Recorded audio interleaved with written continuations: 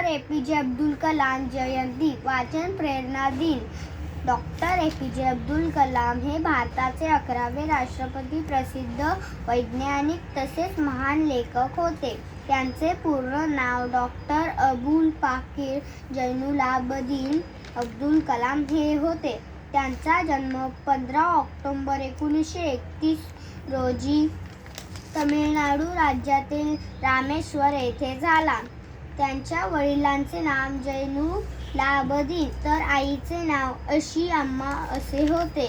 लहान वयातच वडिलांची छत्र गमावल्याने डॉक्टर कलामांनी लहान मोठी कामे करून आपले शिक्षण पूर्ण केले. त्यांचे राहणीमान साधे, विचार उच्च होते.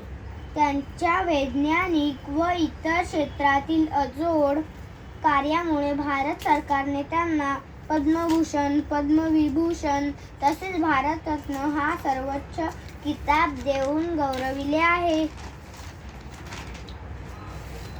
डॉक्टर कलामांचा 15 ऑक्टोबर हा जन्मदिवस जगभरात जागतिक विद्यार्थी दिवस म्हणून साजरा केला जातो.